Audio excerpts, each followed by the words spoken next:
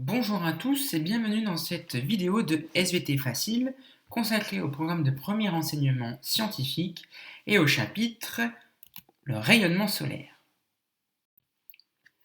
Ici, vous avez une photographie d'un parc éolien au sein d'une végétation et on peut donc se demander comment l'énergie solaire qui nous parvient sur Terre est-elle produite.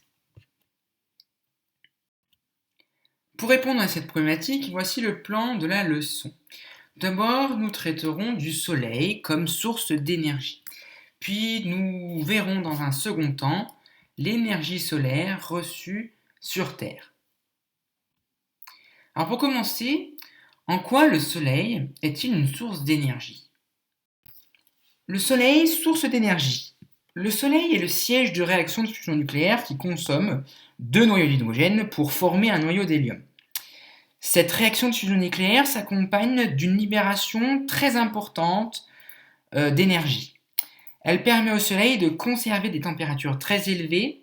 Par exemple, à la surface du Soleil, la température avoisine les 5700 degrés Celsius. Au début du XXe siècle, les physiciens Poincaré et Einstein établissent une équivalence entre masse et énergie. Cette équivalence est traduite par l'équation suivante: delta E est égal à delta M fois C carré, avec delta E qui correspond à l'énergie libérée ou consommée en joules, delta M correspondant à la masse consommée ou libérée en kilogrammes, et C carré correspond à la célérité de la lumière dans le vide en mètres par seconde, à savoir 3 × 10⁻⁸ mètres par seconde. L'énergie libérée par les réactions de fusion nucléaire s'accompagne donc d'une diminution de la masse du Soleil au cours du temps.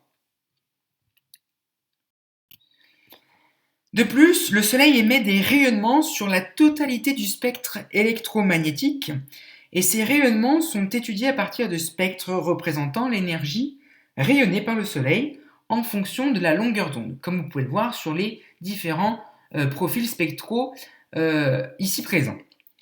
Dans le cadre du modèle du corps noir, le spectre du rayonnement émis par le Soleil dépend seulement de la température à sa surface.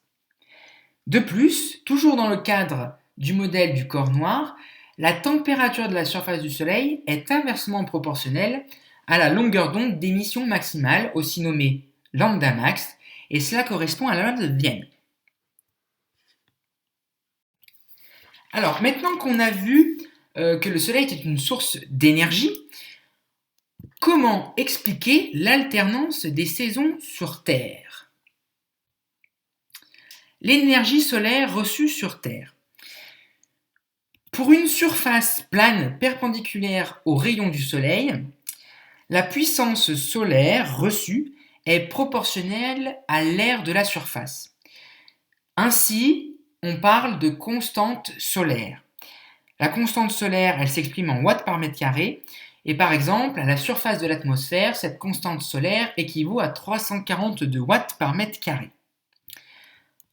Ensuite, la puissance reçue du Soleil dépend de l'angle entre la normale à la surface et la direction du Soleil.